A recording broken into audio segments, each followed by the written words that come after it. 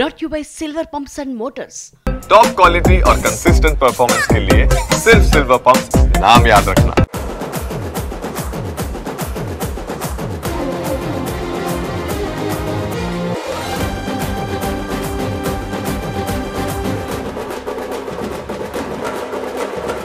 ఒకప్పుడు తెలుగు ఇండస్ట్రీని ఏలిన హీరోయిన్ ఆమె. చిరంజీవి నుంచి చిన్న హీరోల వరకు అందరితోనూ నటించారు. ఈ జనరేషన్లో అల్లు అర్జున్ లాంటి హీరోతోనూ స్టెప్పులేశారు. పెళ్లి తర్వాత కొన్నాళ్ళు బ్రేక్ ఇచ్చారు. ఈ మధ్య రీ ఎంట్రీ కన్ఫర్మ్ చేశారు. తాజాగా నటించడానికి రెడీ అవుతున్నారు. ఇంతకీ ఎవరా సీనియర్ హీరోయిన్? రంభ. ప్రత్యేకంగా పరిచయాలు అవసరం లేని పేరు. ఆ ఒక్కటి అడక్కుతో హీరోయిన్ గా పరిచయమైన ఈ బ్యూటీ హిట్లర్, బావగారు బాగున్నారా లాంటి సినిమాలతో స్టార్ అయిపోయారు. మలయాళం, తమిళంలోనూ రంభకు మంచి ఫాలోయింగ్ ఉంది.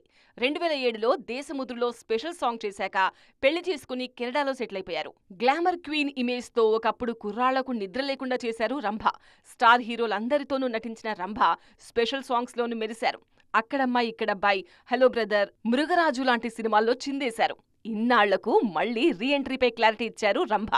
పిల్లలు పెద్దోళ్లైపోయారు, ఇక నేనొస్తున్నా అన్నారు ఈ సీనియర్ హీరోయిన్. తమ పిల్లలిప్పుడు ఎవరి పనులు వాళ్లు చేసుకుంటున్నారని, తనపై ఆధారపడట్లేదని, అందుకే రీ ఎంట్రీపై ఫోకస్ చేస్తున్నానని తెలిపారు రంభ. తనకు నటనపై ఉన్న ఆసక్తి భర్తకు కూడా తెలుసు కాబట్టే ఆయన కూడా ఓకే అన్నారన్నారు ఈమె. ఈ మధ్య ఓ డాన్స్ షోకు జడ్జిగా చేసిన రంభ త్వరలోనే సినిమాలు కూడా చేస్తానంటున్నారు. తెలుగు ఇండస్ట్రీలో ఇప్పటికే 90s హీరోయిన్స్ చాలా మంది క్యారెక్టర్ ఆర్టిస్టులుగా మారిపోయారు. తాజాగా రంభ కూడా అదే దారిలో వెళ్తున్నారు. ఆ మధ్య మహాసముద్రం సినిమాలో రంభపై ఉన్న అభిమానంతో ఏకంగా ఓ పాటనే పెట్టారు దర్శకుడు అజయ్ భూపతి. మొత్తానికి చూడాలిక రంభ రీ ఎంట్రీ ఎలా ఉండబోతోందో. రీమేక్ చేస్తే ఆ దర్శకులకు పెద్దగా విలువ ఉండట్లేదా? ఒక భాషలో హిట్ అయిన సినిమాలు మరో భాషలో తీస్తే అది దర్శకత్వం కింద హీరోలు పరిగణించట్లేదా? రీమేక్ సినిమాలు చేసి హిట్ కొట్టిన దర్శకులు కూడా ఎందుకు ఖాళీగా ఉన్నారు? కొన్నేళ్లుగా టాలీవుడ్లో రీమేక్ స్పెషలిస్టులకు అవకాశాలు పెద్దగా రావట్లేదు. అసలు దీనికి కారణమేంటి? తెలుగు ఇండస్ట్రీలో రీమేక్ దర్శకులకు కాలం పెద్దగా కలిసి రావట్లేదు. కావాలంటే వివి వినాయక్నే తీసుకోండి. స్ట్రెయిట్ సినిమాలు చేసిన అన్ని రోజులు ఈయన కెరియర్కు తిరుగులేదు. కానీ ఎప్పుడైతే రీమేక్ సినిమాల వైపు వెళ్లారో అప్పటి నుంచి వినాయక్ వైపు హీరోలు పెద్దగా చూడట్లేదు. 2 ఏళ్ల కిందట బెల్లంకొండ శ్రీనివాస్తో చేసిన ఛత్రపతి హిందీ రీమేక్ అయితే 2 రోజులు కూడా ఆడలేదు. పవన్ కళ్యాణ్తో గోపాల గోపాల, కాటమరాయుడు లాంటి సినిమాలు చేసిన దర్శకుడు డాలీ కొన్నేళ్లుగా ఖాళీగానే ఉన్నారు. అలాగే 3 ఏళ్ల కిందట వకీల్ సాబ్ సినిమా తెరకెక్కించిన వేణు శ్రీరామ్ సైతం చాలా రోజుల ఎదురుచూపుల తర్వాత కానీ నితిన్తో తమ్ముడు సినిమా అవకాశం అందుకోలేదు. దీని షూటింగ్ పూర్తయి చాలా రోజులవుతున్నా ఇప్పటివరకు కనీసం ఒక్క టీజర్ కూడా రాలేదు. గాడ్ ఫాదర్ సినిమాతో మెప్పించిన మోహన్ రాజాకు కూడా తెలుగులో అవకాశాలు కరువయ్యాయి. ఈ సినిమాకు టాక్ బాగానే వచ్చినా కలెక్షన్స్ రాలేదు.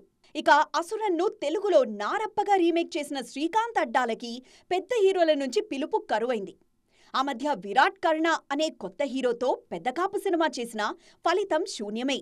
వీళ్లే కాదు, మరికొందరు రీమేక్ దర్శకులు అవకాశాల వేటలో వెనకబడ్డారు.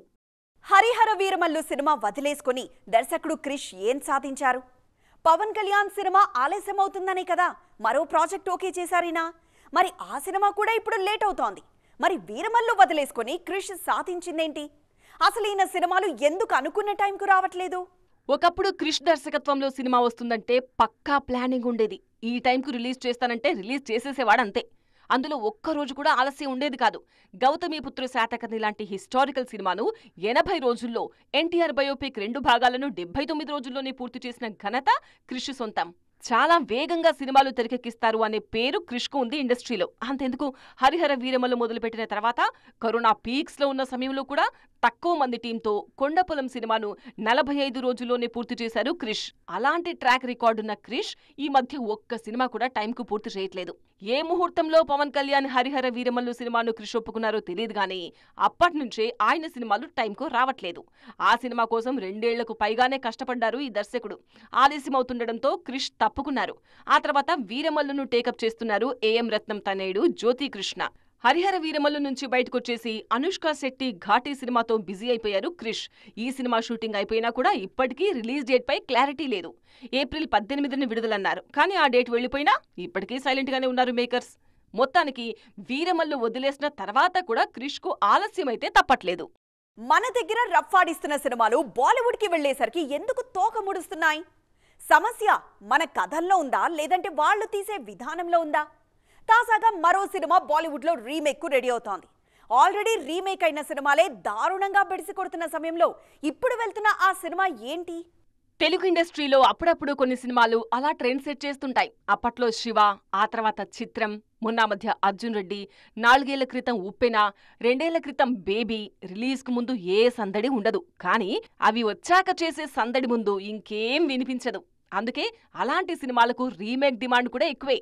మన దగ్గర వర్కౌట్ అయిన సినిమాలు జెర్సీ, అలవైకుంఠపురంలో హిట్, RX100 బాలీవుడ్లో ఫ్లాప్ అయ్యాయి. కంటెంట్ బాగానే ఉన్నా అక్కడ తీసిన విధానం వర్కౌట్ అవ్వలేదు. ఎక్కడి వరకు ఎందుకు, మొన్న విడుదలైన తెరీ రీమేక్ బేబీ జాన్ కూడా డిజాస్టరే. ఇలాంటి సమయంలో సరిపోదా శనివారం హిందీ రీమేక్ పై చర్చ మొదలైంది. నాని, వివేక్ ఆత్రేయ కాంబోలో వచ్చిన సరిపోదా శనివారం సినిమాను బాలీవుడ్లో కార్తీక్ ఆర్యన్తో రీమేక్ చేసే ప్రయత్నాలు జరుగుతున్నాయి. ఇదొకటే కాదు, ఉప్పెన, బేబీ సినిమాలు సైతం హిందీలో రీమేక్ అవుతున్నాయి. వీటిలో బేబీ బాలీవుడ్ కల్చర్కు సరిపోయేలా ఉన్నా ఉప్పెన మాత్రం చాలా రిస్కీ లైన్. మరి చూడాలిక వీటిలో ఏది వర్కౌట్ అవుతుందో. ఇది ఈ రోజు సైన్మా 2.0. మరిన్ని ఎంటర్టైన్మెంట్ అప్డేట్స్ కోసం చూస్తూనే ఉండండి TV9.